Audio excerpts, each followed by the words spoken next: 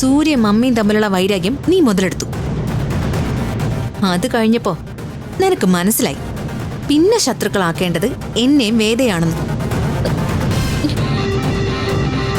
പ്രശ്നം ഉണ്ടാക്കി എല്ലാവരും ഇവിടെ നിന്ന് പറഞ്ഞയച്ചാലല്ലേ നിനക്ക് ഇതെല്ലാം കൂടെ ആസ്വദിക്കാൻ പറ്റൂ. അല്ലടി, ഗർഭമില്ലാന്ന് പറഞ്ഞപ്പോ നീ പറഞ്ഞല്ലോ ഇവിടെ നിന്നൊന്നും കൊണ്ടുപോകാൻ ഉദ്ദേശമില്ലാന്ന്. അത് കള്ളമല്ലടി.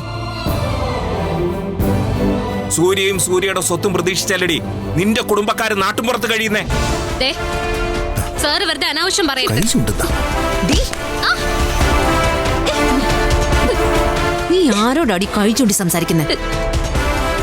നോക്ക്, സൂര്യ തരുന്ന ധൈര്യത്തിന്റെ പേരില് ഞങ്ങളെ ചോദ്യം ചെയ്യാനോ ഉപദേശിക്കാനോ വന്നാലുണ്ടല്ലോ കൊന്നുകളയും നിന്നെ ഞാൻ. മനസ്സിലായടി?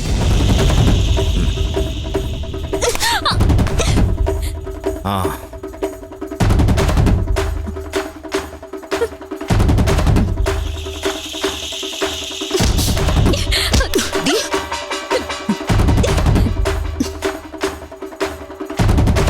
മുൻപ് മമ്മി നിന്നെ എതിർത്തിരുന്നപ്പോ പല തവണ ഞാൻ നിന്നെ സപ്പോർട്ട് ചെയ്തിട്ടുണ്ട്. പക്ഷെ ഇനി മമ്മിയെ പോലെ എന്റെ മുന്നിൽ നീ വരാൻ പാടില്ല. ഒരു കാര്യം സംസാരിക്കാനും പാടില്ല.